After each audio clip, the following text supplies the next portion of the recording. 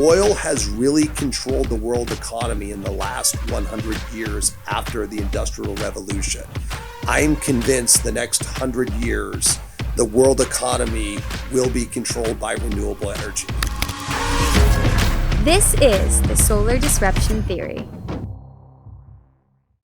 Welcome to Season 4 of the Solar Disruption Theory podcast. It's an honor to be here. My name is Chad Towner, and this season we're going to mix things up a little bit. I'm going to be hosting several episodes, and normally on the other side of the wall would be typical thought leaders and guests from other companies, but to start this season off, we have brought in one of our very own CEO, Brett Bouchy from Freedom Forever. So Brett, I know you're normally the ones doing the interviews, but after several years of doing this and being in the industry and working with you, we felt that it was important and appropriate to bring you in and tell your story. So thank you, Brett, for joining. And how you doing? You look more tan than I remember seeing you recently. What's going on? Well, C-Town, it's good to see you. So I wanted to start off by that. But yeah, I've been out in the sun playing a little pickleball in the morning, and it's been a lot of fun.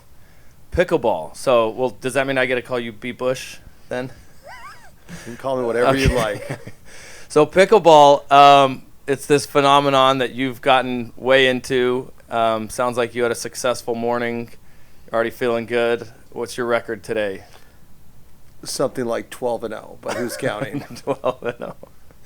All right, well, so you're way into pickleball. That's not why we brought you in, but you definitely have a competitive side of you that I've never seen in anybody else. So whether it's pickleball or ping pong or business, I'm used to watching you win at this point, and that's why we wanted to bring you in. So, you're the CEO of Freedom Forever, and I want to talk a lot about freedom and what you're doing right now. But before we get into any of that, I think it's important for people, because I get to work with you every day. I've worked with you every day for the last 3 years, and I spend a lot of time around you. But there are a lot of people in the solar industry that I think have noticed freedom, and they're looking at what we're doing. And I bring a lot of people into the office. They meet you. You tell them your story. And it's always very impactful, but that's limited to the amount of people that we can actually bring in the office and get in front of you.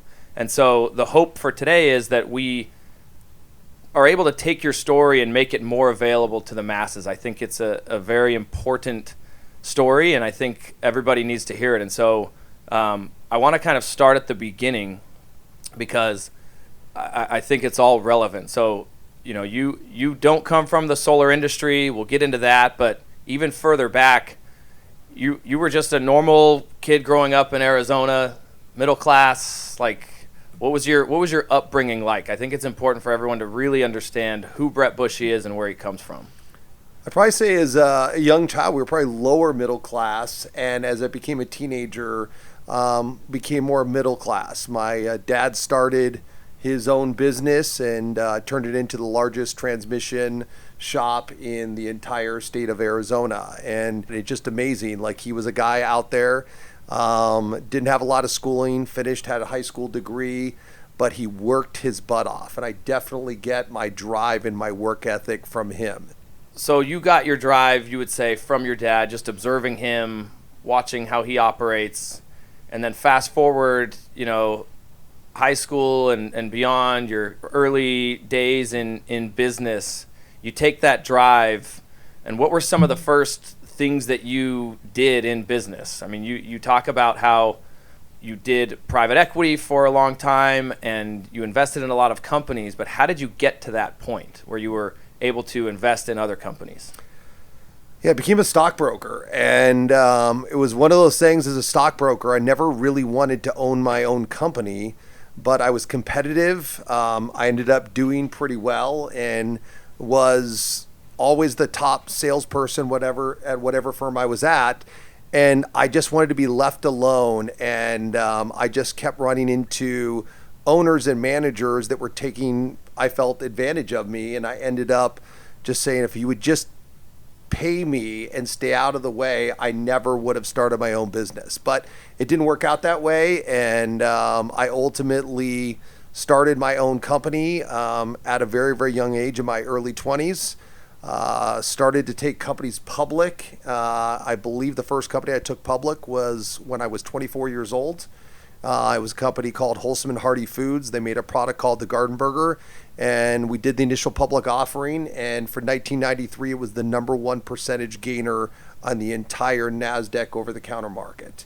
And it just kind of took off from there, and then took several other companies public. And then there's something when you take a company public, you make money one of two ways. You make the fees and the commissions on the transaction, on the capital you raise, but you also get something called underwriter warrants. And the warrants were equity in the company at 120% of the IPO price. And I started realizing on my first company, I made about 10x the amount of money that I made on the warrants and the equity than I did on the commissions. So ultimately, that kind of led me down a path of like, I should be investing my own capital into these companies. But at the time, I'm still young and I didn't have the capital to be able to do that. And so I started a fund where I put in 2% of the capital, and I brought investors for 98% of the capital, but I got 20% of the profits, and the investors got 80%. And today it's called a hedge fund, but back then it was just an equity fund. And we did that and had a lot of winners in terms of doing that. And you fast forward a few years, and then I started to be blessed and lucky that I had enough capital to start investing just 100% of my own money, taking 100% of the risk. And I started doing that. And one of the first companies I made an investment into, the first company that I did that with, was a company by the name of GumTech International. And we used gum as an alternative delivery system for vitamins, supplements, and nutrients. But the gentleman that we brought in who became the CEO, Gary Kehoe, he was just a gum guru. He had over 50 patents on all of the Bubble Yum and Bubblicious. Every single gum, he patented all the flavors.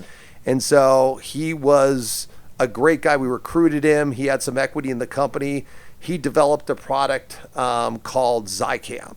And Zicam reduces the common cold, and it was a very successful company. We took it public. I sold my interest in the company, and it was eventually sold to Wrigley. And it's still around today. Most people will have it, in their medicine cabinet. Yeah, I was sick over Christmas break, and I used Zicam. So that's fascinating. And that was one of, how many companies would you say you either bought, invested in, or ran in the course of your career? There's about 28 companies in about 7 different industries. And a lot of people look at my age. I'm 53 today. But a lot of times I would have 7 companies at once. That was kind of the maximum that I had.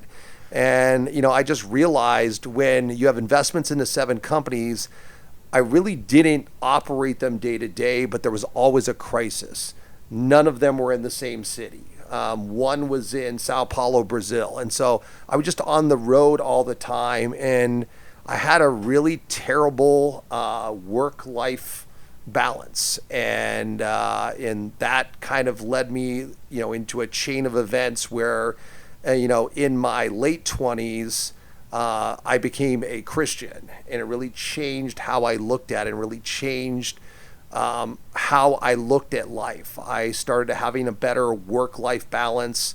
A lot of people don't realize this because they know me today, and I talk about, being selfless and being a servant leader. But prior to me becoming a Christian, I was the most selfish human being out there. I was greedy. I was focused on myself, and my ethics weren't what they should be. And I was just always told, as a kid, and I was kind of looked at the world as what was the definition of success. And it was a house, a car, how much money you had, all those types of things. And it's a pretty sobering reality when you become 25, you have all those things, you're driving really nice cars, you have your own home, you paid cash for them, and you realize you're not happy. And ultimately, I was not a very good husband. I was not a very good father at the time. And ultimately I had to go in to my now ex-wife, and I had to tell her about all the transgressions that I made, and I did that. And ultimately I felt a burden lifted on me, and I felt that I was a new person. But ultimately there's still consequences of your sin. Just because you turn your life around doesn't mean you're going to not have hardships. And definitely it was very, very difficult for her to get over, and about 7 years later we finally got divorced. So, but I did turn around. I did turn into a very good husband and a very good father. But there's still consequences for my actions, not only with my ex-wife, but also with my kids. I had 3 kids with her, and I think it was a huge struggle for them. But ultimately, that whole experience really did change my life. And over the course of from about 26 to 45, I started to divest myself and have less investments, and I really wanted to do something more with my life. And I remember thinking that I had these investments and I kept doing well, and I would always make money because of the arbitrage between the private and public markets. And we were really good at, myself and my team, of going into a company, bringing in the accountants, the attorney, dressing it up, creating some new products, and then selling it at a much higher valuation. But I really wasn't creating anything.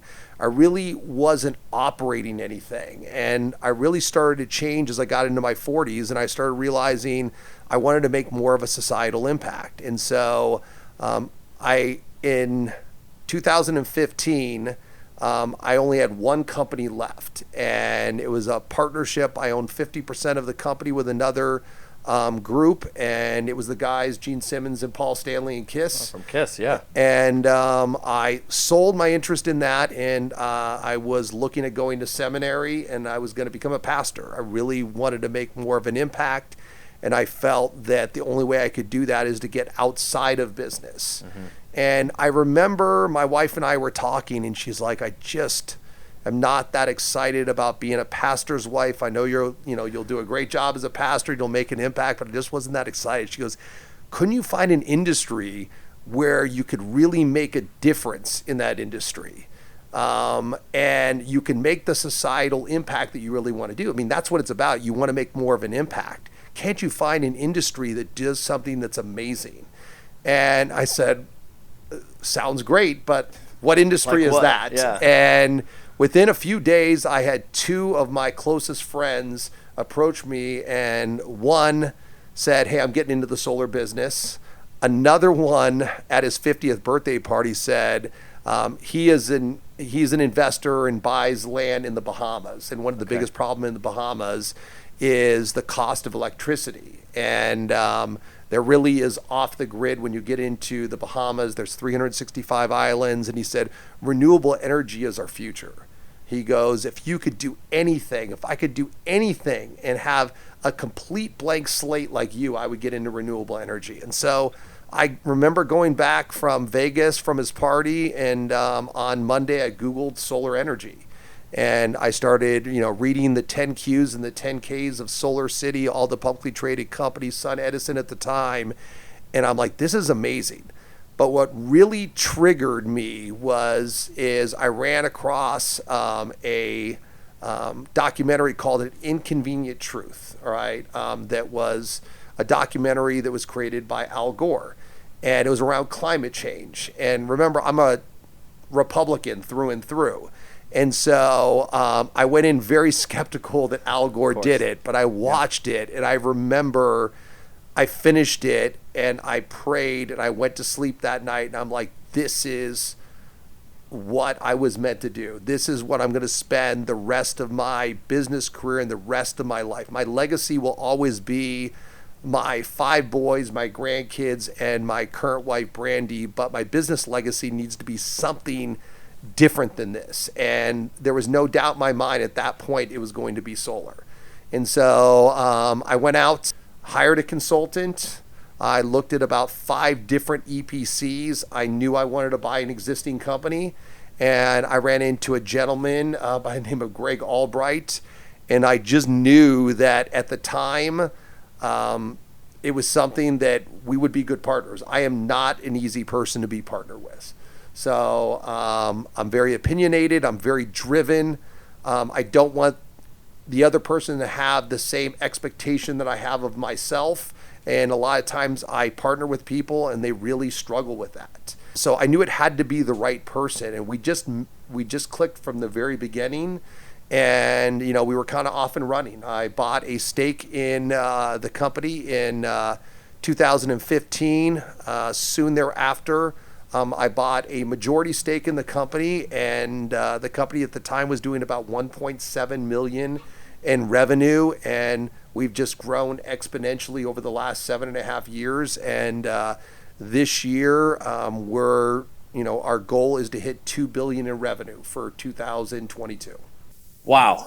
All right. So let me try and recap that. So you, very traditional business, investing, private equity, starting to run your own companies, taking them public, went through a life-changing moment where you decided that life wasn't all just about money and what everyone else had told you, but it was actually about making an impact and helping people. Fast forward to 2015, you get a few weird things happen that show you that, hey, there's this growing renewable energy business. You decide that's what you want to get into, and you find Greg Albright, you invest in Freedom, very, very small company at the time. Today we're trying to do 2 billion in revenue. How did we get to that point? So 7 years ago, you invest in Freedom, you get involved, and there's been a lot of growth, a lot of doubling since then. And we'll talk about, where we want to go, but that is not an easy thing to do. Did you get a bunch of other private equity? Did Freedom borrow a bunch of money? Like, how does Freedom grow as fast as it has grown and see the success that it has seen in the last 7 years?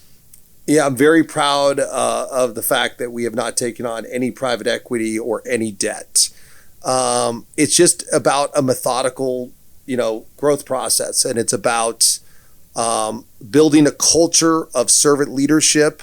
We have been blessed and lucky enough to have added some incredible people. You're one of them.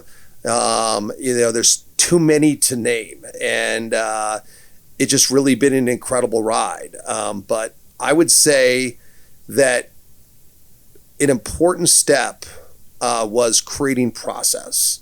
One of the things that I realized in this industry is there's not a lot of business professionalism and competency. And I know that sounds condescending for our industry, but I believe most of the people that have been successful have been contractors, and contractors are not your average normal businessman. And so we were able to come in, create process. We had a superstar by the name of Val Rosas who came in probably in 2016. She was really young, and she wrote our first standard operating procedure, and that was how to write a standard operating procedure. That's a true story. And Val kind of came in, and we got to the point that we had 1,300 standard operating procedures, as we call SOPs. And in doing that, it was great. But as we started to scale, and I tried to unpack a lot of the other companies that had gotten large and that have had to scale back or even failed or have unwound for a variety of different reasons, which is what happened with Solar City, I just tried to look at what happened. And one of the things that I came to the conclusion is that we needed to build an intuitive software that was built off of the post-sale operational experience. And about 3.5 years ago, we hired a gentleman by the name of Zach Bloom, and he put together an incredible team of 40 software engineers, and they have created a software that we now call Lightspeed. But a lot of times, so many people are focused on the sales aspect of solar or creating a software to make it easier to sell in the home. But the real issue is no one can get stuff installed, and no one is able to scale and be able to be efficient at installs. And so we looked at it at a completely different lens, is that we had to build the software around a project and try to build the software where every single project is a construction project that is unique, is not simple. And Right. so there was a lot of logic. Zach and his team probably spent the first year and a half just learning our business. And Right. those guys know our business. Rob Richardson, they know our business probably better than we do. Yeah. And they figured out a way to put it in a software and automate so many things, because really the issue is not about doing 2 billion in 2022, is that we need to be the company that helps accelerate the rate of residential solar adoption so we can have an impact on climate change here in the US. So, and the harsh reality, we can look back and pat ourselves on the back with the success that we've had, but it's not fast enough. We have to create a system, and we have to become 50% market share in the next 3 years. But most importantly, we have to grow the amount of homes that have solar from 4%. It's embarrassing to me that 1 out of 25 homes in the US have solar. That number should be 50%. That means as an industry, we are going to have to grow by 12.5 times. And you have to create good companies that can scale. And, there's only a couple of other companies that even have a sliver of a chance to scale outside of us. And no one, I believe, has built a software that is 100% focused on operations. And this will give us a significant advantage going forward. All right. So what you're endeavoring to do is a massive undertaking. You're trying to scale nationwide construction. Every single home is different. Every roof is different. So it's custom scaled construction. You mentioned some of the other companies that, have grown really fast, and then they either went out of business or, merged with another company or just wound down that entire division. What were some of those pitfalls or mistakes that you think other people have made that Freedom is not making? Or what's different about Freedom that is going to help us get to that 50% market share? Because that's a massive goal. No one has the software that we built, Okay. but I don't believe any other company had 1,300 standard operating procedures before that. I think that's the biggest problem. And then the company that had the most success was Solar City. And that wasn't a company that failed. That was a company that chose to scale back how they sell solar. I think looking back, it was a mistake, but ultimately, you look at what Elon and Tesla's done, and you look at the valuation of the company, maybe it was the smartest thing because it enabled them to focus on the cars. But ultimately, Solar City was a success story. And a lot of the managers on operations are here at Freedom. And so they have also, created this incredible ability for us to scale. So, and it's exciting. We have incredible partners like Sunrun and Mosaic. Several years ago, we had great partners like Sunlight and Lone Pal that definitely played a role in the Freedom story. But right now, we're all about trying to stay focused. I believe that optionality is a problem in our industry. Once upon a time, we had 10 different finance options. Now we have 2 finance options. And we've been able to be more efficient. And we are actually doing more volume with less people because of the automation through Lightspeed. And that's what truly gets exciting. When you look at some of the metrics in the last couple of quarters, I know that we can triple from where we are right now, and we will do better than we were a couple years ago when we were a fraction of the size. So with our scale, because of the software, because of the strategy, we don't need to add as many bodies, as much G&A as the company continues to scale, even though the volume continues to increase. Correct. We believe as we add gross revenue, we only have to add 20% of G&A because of the automation through Lightspeed. So we think there's tremendous economies of scale. And our true goal is to drive down the cost. So everybody knows philosophically, I am against how everyone operates in this industry. A lot of people in this industry are trying to focus on how to get the customer to pay more for solar. We are the opposite. We are the antithesis of that. We want to figure out a way to drop our costs where we can sell to the customer lower. If we can create first-year cost savings in all 50 states, that's how you accelerate the rate of adoption throughout this country. The reality is not everyone is an environmentalist. I was not an environmentalist. Most people are going to go solar because they're going to save money. Yep. The only way to save money is to scale and drive down costs. We are the company that are going to do that. There's a reason why we are in 28 states and no one else is in 28 states. And other people will say they have a map and I'm in 21 states or whatever, but we are in 28 states. We have 39 physical offices. Every single installation is done by a W-2 employee, and that's a key to maintaining the proper customer service. And that's another big problem. You can't go out and use subcontractors to do your installs, in my opinion. You can, but you're going to have a less than desirable experience, and that is going to be problematic. And ultimately, if you don't have a company that is customer-centric, it doesn't matter what you do. It doesn't matter how low your costs are if you're focused on the customer. But ultimately, we are laser focused. I want solar to be sold to the customer at under $2 within 3 years. If we do that, it will open up all 50 states. Because remember, the next 22 states, we're talking about states that have 11 cent, 10 cent, 9 cent power.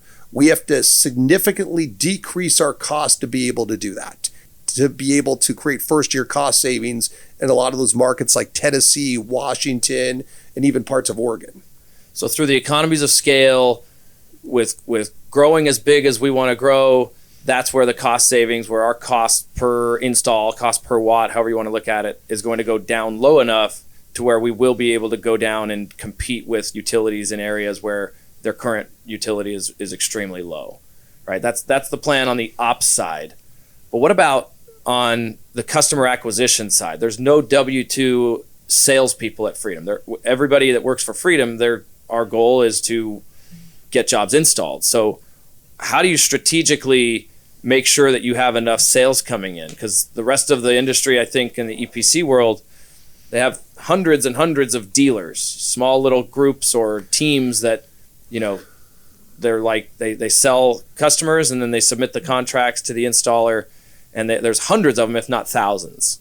So how has Freedom been different in that aspect? How does Freedom keep the funnel full of sales?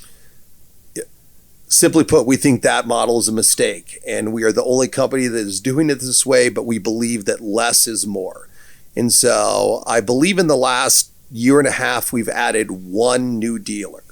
So we think it's really important to build in the stop the thrash. What I mean by thrash is when you have 1,000 dealers, you have so many people fighting over the same customer, and it creates a terrible experience. There is other companies that have 5 different proposals from 5 different sales dealers to the same customer, even though it's the same installer. That is incredibly dysfunctional.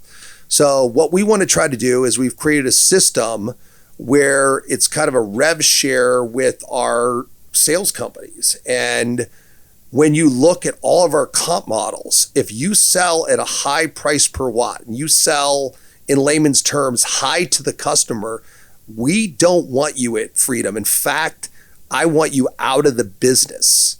All right. It is unethical. One of the problems we have with our industry is the customer doesn't understand what they are paying for electricity. If you sit down and have a conversation, you say, how much do you pay for your electric? They'll go, I pay $300, but they don't know the kilowatt hour rate that they're being charged. Right. But everybody knows what they're paying for gas. So for the next 3 to 5 years, as you see the electrification of the motor vehicle industry, everybody is going to start they're going to become laser focused on what is the cost of their new gas. It's electricity. So in doing that, we need to be more transparent. And so we need to embrace the fact that there might be lower commissions per project, but you should be selling 5x, 10x of the amount of projects on a monthly basis.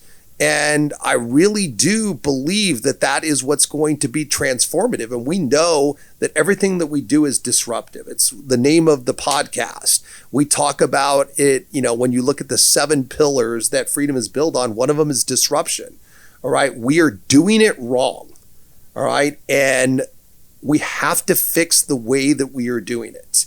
And it's so frustrating to me as now I have grandkids. I have my first 2 grandchildren. And if we don't fix this, there is not going to be an earth for them to live. Like it's bad. And people do not realize what is coming. We have a water crisis that is coming, and a lot of it is just because of the impact of climate change. And we have the recipe to what I believe to make a massive impact here on the US. And we can't control what China is going to do. We can't control what the rest of the world is going to do, but we can control what happens here in the US. And shame on us if we don't put everything together. We have the business model to do it. A lot of people, we sit around and we go, hey, we're in the renewable energy industry and we're proud, but we need to now execute. We need to execute and solve this existential crisis that we're facing. And we have this blueprint, and we just have to go out and we have to block and tackle, and we have to execute our business plan. And that's what gets me excited, to wake up every single day. And a lot of people, ask me like, well, what's your plan? What's your exit strategy? I have none. I want to do this until my last breath on this earth. I want to make an impact. And I've tried to do so many different things from a servant leadership standpoint to try to, I don't want to talk the talk, we have to walk the walk. And it's okay that we're going to disrupt how other companies do it. There needs to be more regulation on the sales side. A lot of people are going, oh my gosh, how long is this going to last? Well, we need to regulate it. There is too many bad actors that work in our industry, and we're going to do everything we can to ferret those companies and those bad actors out of that industry. They give us a bad reputation. Everybody that's in the solar industry that is listening to this have had an experience where you mention to somebody, whether you're at a cocktail party, a Christmas party with your family, you're at church, and you say, hey, I'm in the solar business, and you get someone that scoffs at you. Roll their eyes. Yeah. All right. And we deserve it as an industry. That's the harsh reality of it. I understand being in it now for 7.5 years, all right, that it's warranted. But we have to be the agents of change. We have to be the people that change it. What worries you? You mentioned sales and compliance. What other pitfalls do you think there might be along the way toward between freedom getting to 50% or even just the solar industry in general? One of the things that we're facing right now is what's going on with equipment. And, we talk about generally what's going on with the supply chain, but you also have these macro issues around disputes with China. Is China using slave labor on different things? And it's just creating havoc in our supply chain. And we've seen an increase in our equipment of 50% over the last 9 months. That's crazy. I've never seen anything like that in my business career, that one of the core products you have increases by 50%. And so that has been a challenge. With that being said, we will solve that. You have to have faith. It has been incredibly stressful the last 9 months with equipment, but we will figure out a way to weather the storm. And the large companies like ourselves are very well positioned, and we will turn it into a positive, and we have turned it into a positive. We know several small companies that can't even get panels today, and we are not in that position. And so at the end of the day, that will normalize, and we just have to focus on making sure that we don't get distracted by anything, the panel, the equipment, all the shortages, the higher costs. And we have to focus on just being more efficient, continue to develop our software and to stay more automated, and just to keep growing this thing. So you talk about the economies of scale as Freedom is able to continue to drive down our costs. and what it means for the sales reps and the people within Freedom and the impact we're having on the environment, what is the potential for the end user, for the actual customer? When you talk about changing people's lives, a lot of times I'm talking about the people that you're serving as a leader, Freedom employees, but the people we're making the biggest impact for is our customers. As you start getting the cost of solar, under $2.50 a watt, under $2 a watt, you're going to have significant cost savings. Remember, the average electric bill goes up by 50% when you add one electric car to a household. So in the next 15 years, everybody's going to add at least 2 cars. So ultimately, it's not only the fact that 96% of the homes in the country do not have solar, but their actual consumption is going to double. So, and I've had friends that have had solar, and a lot of times they hear about, what they're doing it. I actually had my wife's friend get solar, and, we did it, we got it installed, and she got a call like 6 months later, and she's like, it's like changed our lives. We're saving like $250 a month here in California. Like, we couldn't believe it. We knew we might save a little bit of money, but that's not why we did it. That is truly exciting when you get a call like that. Yep. And remember, today, all right, we are installing about 200 customers per day. Jeez. All right. And it seems like a big number, but we need within 3 years to be doing 75,000 customers a month. That's where we need to be. That will make an impact on climate change. That will get us to probably 15 to 20% of all households having solar on it. It has so much potential, but we have to execute our plan. And, we'll deal with everything that comes at us, but we just need to make sure that every single day that we're working and we're doing it from a sales standpoint and from an ops standpoint. Yeah, and speaking of sales, you mentioned it earlier. We can, consolidating into less dealers is more. So you've got, for Freedom, with our larger dealers like Sunder, Boundless, Caliber. There's been a recent partnership or strategy that Freedom has struck. Tell me a little bit about the smart home partnership with Vivint. Yeah, so one of the things that again has plagued our industry is the inefficiency of the fact that most companies have to sell 2 projects to get one installed. In fact, based on having triangulating several conversations with finance companies, we believe that the overall realization rate in the industry is around 45 to 47%. That means out of 100 projects, only 45 to 47 get built. Jeez. All right. The amount of cost associated on the 53 to 55% of the jobs that don't get built, where does that go? You don't eat it. Everybody's like, well, the installer eats it. No, you just bake that into the cost, right. And you ultimately charge it in the form of higher baselines or red lines. And ultimately it's charged to the customers that actually get installed.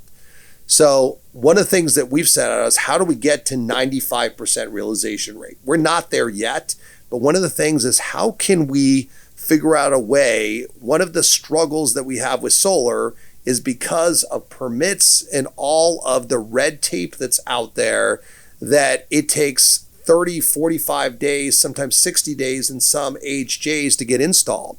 If we could figure out a way to commence the construction in a matter of 2 or 3 days versus the normal 30 to 60 days, obviously the realization rate would skyrocket. Yep.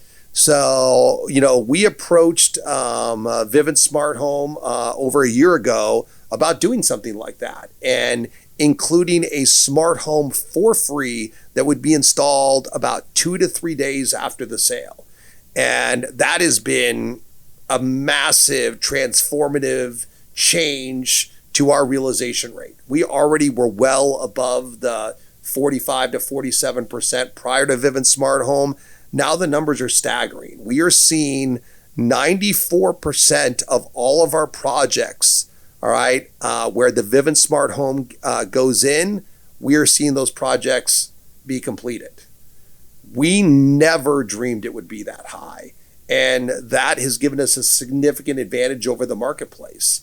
And it's been a great partnership, and we're excited about the future as we continue to develop it. Yeah, and I think it's stuff like that, to just staying on the cutting edge of making sure that we offer the best product offering to the customer, to the sales field. So what would be your message, I guess, or your, as we wind this down, what would your invitation be to anybody out there that wants to get in the solar industry or is in the solar industry and wants to make sure they're in the right home? What would you say to them? I would say just be very careful who you do business with. A lot of times, you're looking at what I can make, all right? And I think you just need to look at it a little bit through a different lens. You need to look at it as, what can I do for my customers? All right. Mm-hmm. And a lot of times when people are putting together comp plans, they're always trying to figure out ways to sell high. I would love if somebody figured out a way and they compared comp plans and said, hey, if I sold 10% below market, what would my comp plan be versus other companies? But no one looks at it that way. They always say, hey, I'm a great salesman. I can sell at 10% above market. And I think it's just really a different way of looking at it. And I would make sure that it's stable. There's very few companies out there that are stable and that are good installers, that are good people. We have a lot of bad people within our industry, and our industry needs to be cleaned up. And I talk about it all the time. I'm not ashamed to say this, and it doesn't go against my Christian faith. It is righteous to put the bad actors out of business, and we are going to do that. Yeah, in the 3 years I've been here, I hear a lot of entrepreneurs and CEOs say, we want to change the world and we want to have an impact. And it's become kind of cliche, but it in the last 3 years that I've been working with you, I've fully bought into that hype, because it's not hype. It's legitimately a possibility here. And it's been very, very refreshing, because I've been in the solar industry for over a decade now. And after seeing it done wrong time and time again, and personally doing it wrong time and time again, being able to finally come across somebody who is doing it the right way, it was like something clicked. And I think that's my hope with this, is getting this out to everybody, because I think everyone needs to hear that there is a right way to do this business. This business is not going away. I think a lot of times people think that it's a gold rush. Or what would your response to those people be? Yes. I mean, gold rush, when you use the term gold rush, everybody thinks it's like a short term, like you have to make the money very quickly. And that's just not the case. This is the greatest wealth creation opportunity of my lifetime. So there's no doubt about it. So when you look at what made America a great country, it was the Industrial Revolution in the late 1800s and the early 1900s. Yeah. Right now, a lot of that manufacturing has went over to Southeast Asia. We have a chance to kind of remake the United States of America, and we need to do that. Oil has really controlled the world economy in the last 100 years after the Industrial Revolution. I'm convinced the next 100 years, the world economy will be controlled by renewable energy. And what is so amazing is the stuff that is in a module, the raw material is silica. All right. That is in the Earth's crust. That is 13% of the Earth's crust. It's everywhere. It's here in the US. It's here in China. We have to figure out a way to mine it, do everything here physically in the US. And it's a tremendous, it's like a second chance for the Industrial Revolution. And we can take back everything that we've sent over to Southeast Asia. But most importantly, like, we are in this incredible space and so many people still don't realize it. Wow. Well, thank you so much for taking the time. He is Brett Bouchy. He's the CEO of Freedom Forever, a visionary, breaking the mold, and the most brilliant businessman I've ever met. So thank you for joining, and just really appreciate everything you do for freedom. And yeah, it's been a wild ride, but it also feels like we're just getting started. It does. Thank you very much for having me. All right, thanks.